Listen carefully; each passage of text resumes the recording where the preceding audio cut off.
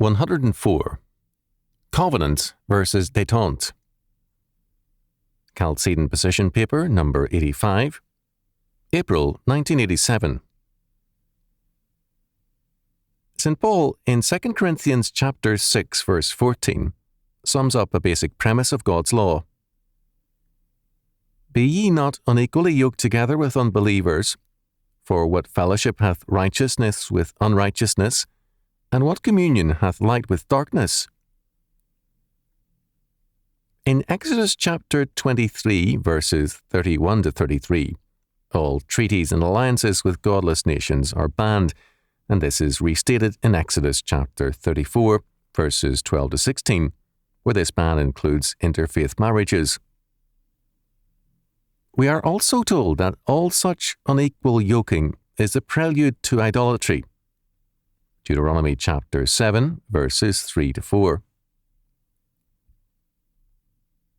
Not only are treaties and marriages religious facts, but they also presuppose and require, if they are to succeed, a common morality, law, and truth. Every religion has its own doctrine of morality, of law, and of truth. If we believe in Marxism, then we believe that truth is instrumental. There is no absolute truth. And words are as surely to be used as weapons as are guns. For Marxists, law and morality are determined by the dictatorship of the proletariat, and they are thus also relativistic and instrumental, not binding. The same words thus mean different things to a Marxist and to a Christian. Failure to recognize this fact means that Christians are regularly duped. They are duped because they refuse to take God's law seriously. They are not covenantally minded. A covenant is a treaty of law. God's covenant with man is an act of grace, whereby God gives to man his saving grace and the laws of life, of holiness and righteousness or justice. Because God gives us his law as an act of grace, we cannot violate his covenant, his treaty with us in Christ, by entering into a treaty with any unbelieving nation or in marriage with an unbelieving person. To do so is to renounce God and his covenants for other gods. It is an act of apostasy and unbelief. From beginning to end, Scripture speaks plainly on this issue. It tells us that the source of détente is unbelief. The word détente is relatively new to English. It comes from the French, and only in very recent years has it gained much usage. It presupposes a humanistic religious faith and mission. D.L. T. Irvin, a liberal seminary professor, has spoken of mission as dialogue, not conversion. For a time, Irvin met regularly with a group of prison inmates, not to convert them, but to hold a dialogue with them. Some would say that the prisoners converted him. Irvin is dubious that salvation comes only through one particular story, one particular history.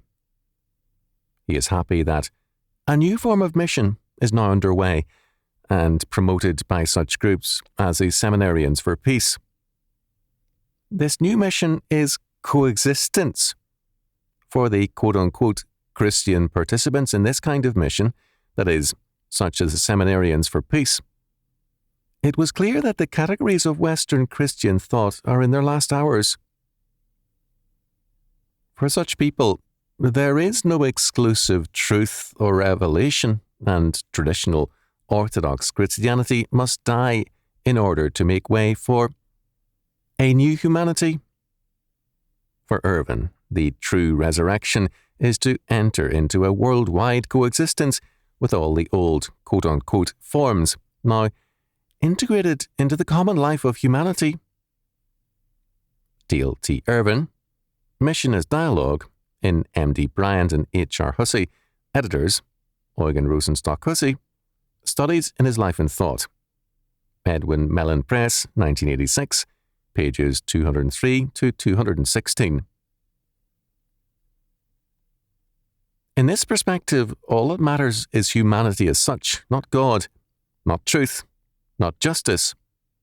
Only the coexistence of humanity. Only détente. From China, we get a like word. In the Beijing Review, January the 12th, 1987, tells us that Mao Zedong, in Two Talks of Philosophy, wrote, "The extinction of mankind and the earth is different from the end of the world preached in Christian churches. We predict that after the extinction of mankind and the earth, more progressive things will replace mankind, that is, a higher stage of development."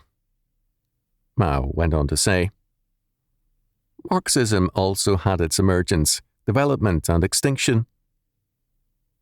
This may sound strange, but since Marxism holds that everything born must die, why shouldn't this apply to Marxism itself? It is metaphysics to deny its extinction. Of course, more progressive things will replace it. In such a faith, the only thing not permissible is a belief in an absolute God, the God of Scripture and His truth. In another issue of the Beijing Review, January the 5th, 1987, a student, Xi Ling, confesses that she once believed in a fixed Marxism and hence found it hard to believe our great chairman Mao had made such monumental mistakes. But she did believe, because the state told her so. She came to understand, and she titled her article, "What Marxism Means." It means that if reality changes, knowledge must change. Inflexible doctrines must be discarded. A true Marxist thus recognizes that it is change which demonstrates vitality. For this reason, Marxism is powerful, and there is hope for socialism. In terms of this, instrumentalism is basic. People, words, truth, treaties, and all things else are valued only insofar as they can be used. There are no unchanging values. In terms of this, détente, not covenant, is man's practical course of action. One American general, in expressing his dissent with U.S. foreign policy and its dedication to détente, did so on Christian grounds. He was told that his devil theory of foreign policy, that is, a belief that the issues involved good and evil, is untenable. The Bible tells us that our relationship to God is a covenantal one. That is, it rests on His grace and is in terms of His law word. On both counts, it is personal. Sin is the transgression of the law. 1 John chapter 3, verse 4. Sin, moreover, is the transgression of the law of the totally personal God, and it is offensive to Him. In the humanistic state, law is an impersonal fact, whereas to the triune God, sin is a personal affront. When the concept of, quote, crime, end quote, replaces sin, we depersonalize the offence. The legal charge then is the state versus the criminal, whereas in Scripture it is God versus man. Humanism also depersonalizes the relationship between the sinner and the one sinned against. Marriage becomes a legal tie, not a totally personal union which involves two persons, two families, and all society. The covenantal relationship is under God. The humanistic relationship is ultimately atomistic and is governed by autonomous man. To remove the covenant of God as the foundation of man's life and of law and society is to open the door to total relativism, to détente. Because of the spirit of détente, that is, peaceful coexistence, we now have a major movement to legalize sodomite and lesbian marriages. There is also a move to drop adultery as a ground for divorce, property divisions in divorce, and children's custody. The logic of détente requires us to subordinate all things to peaceful coexistence. The poet William Blake was an early advocate of détente. He wrote of it honestly as the marriage of heaven and hell. In any such, quote, marriage, end quote, heaven must cease to be heaven, for to coexist with hell is to turn all things into hell.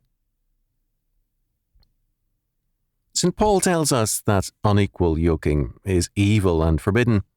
It is also a surrender, because what fellowship can righteousness or justice have with unrighteousness or injustice? What communion, he asks, can light have with darkness? The requirements for détente with darkness is to put out the light. It is startling then to find that many churchmen who piously oppose mixed marriages advocate mixed politics, mixed everything, as the, quote, common sense, end quote, perspective. There is an old saying about something or other not having a snowball's chance in hell. The point in this saying is that a snowball in hell is not in its proper context. A snowball at the North Pole has a good life expectancy, but not at sea level at the equator. The same is true of all unequal yoking. We have today many advocates of cultural, educational, and political conservatism who preach détente, unequal yoking as a solution. One conservative periodical recently hailed this concept as the hope of the future, as the solution to our problems. A. Hodge a century ago saw a fallacy in such thinking. Speaking of state education, he wrote, "He that believes most must give way to him that believes least, and then he that believes least must give way to him that believes absolutely nothing."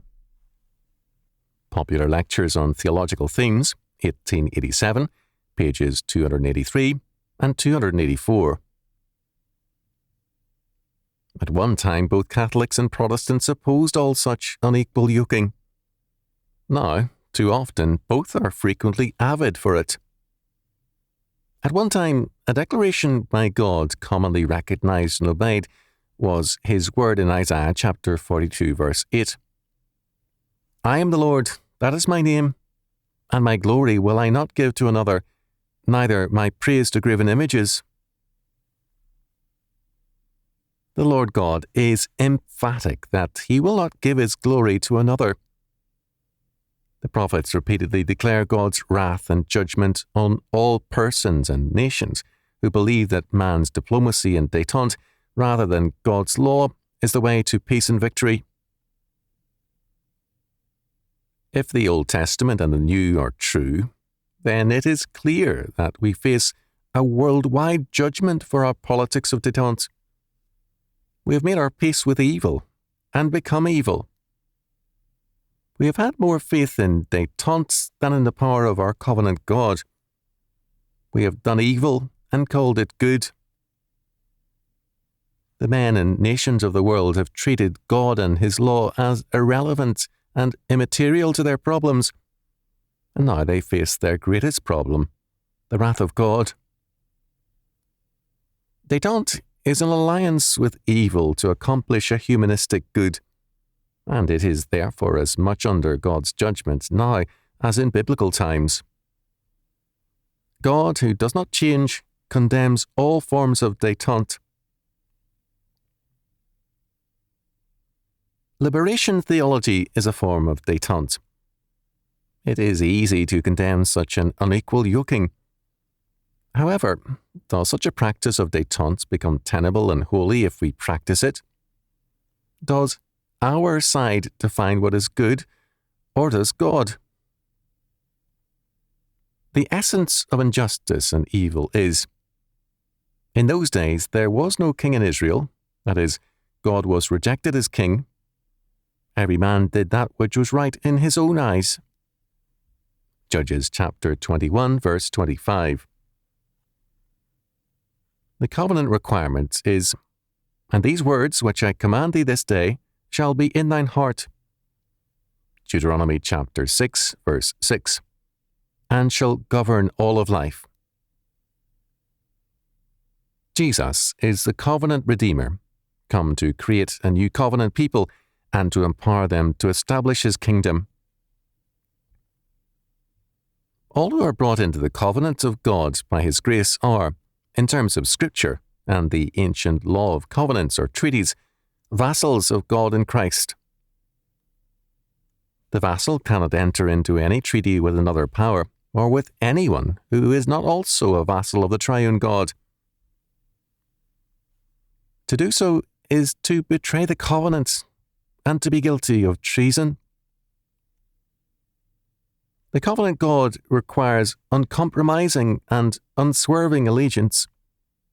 Then alone is our warfare God's warfare.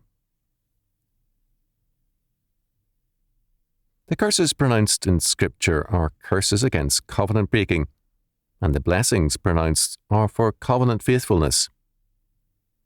To be in the covenant is to be in God's power and endowed with it.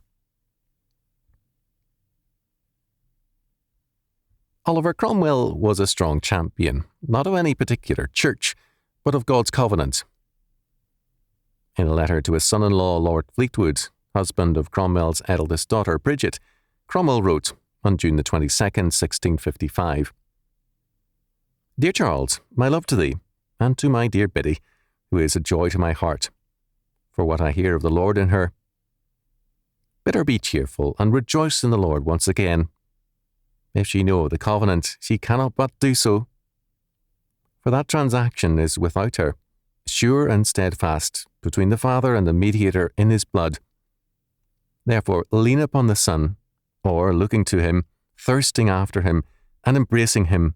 We are his seed, and the covenant is sure to all his seed." The compact is for the seed. God is bound in faithfulness to Christ, and in him to us. The covenant is without us, a transaction between God and Christ. Look up to it.